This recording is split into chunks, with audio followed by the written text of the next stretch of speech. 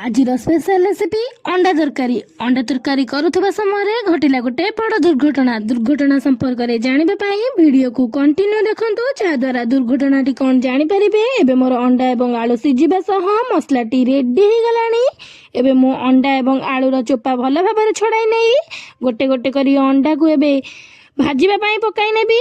ଏବେ ମୁଁ ସେଥିରେ ଆବଶ୍ୟକ ପରିମାଣରେ ହଳଦୀ ଗୁଣ୍ଡ ଆଡ୍ କରି ନେଇ ଅଣ୍ଡାକୁ ଭଲ ଭାବରେ ଭାଜି ନେବି। ଏବେ ଆଳୁକୁ ମଧ୍ୟ ଭଲ ଭାବରେ ଭାଜି ନେବି। ଏବେ ମୁଁ ପ୍ୟାନରେ କିଛି ତେଲ ଦେଇଛି। ତେଲଟି ଗରମ ହେଲେ ସେଥିରେ କିଛି ଫୁଟଣ ଫୁଟାଇ ନେବି। ଫୁଟଣଟି ମୋର ଭଲ ଭାବରେ ଫୁଟି ଆସିଲା ପରେ ମୁଁ ଏବେ ସେଥିରେ କିଛି ପରିମାଣରେ ଗୋଟା ମସଲା ଆଡ୍ କରିଛି, ଯାହାଦ୍ୱାରା ମୋର ତରକାରୀର ଟେଷ୍ଟ 2 ଗୁଣା ହୋଇଯିବ।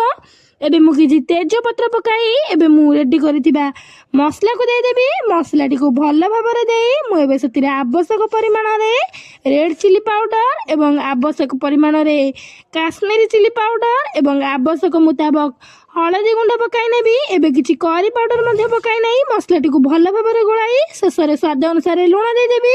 ଅଣ୍ଡା ଏବଂ ଆଳୁକୁ ଭାଜି ନେଇଥିଲି। ଏବେ ମୁଁ ମସଲାରେ ଅଣ୍ଡା ଏବଂ ଆଳୁକୁ ଦେଇ ଭଲ ଭାବରେ ଟିକେ କଷି ନେବି। ଏବେ ଆବଶ୍ୟକ ମୁତାବକ ପାଣି ଦେଇଦେବି।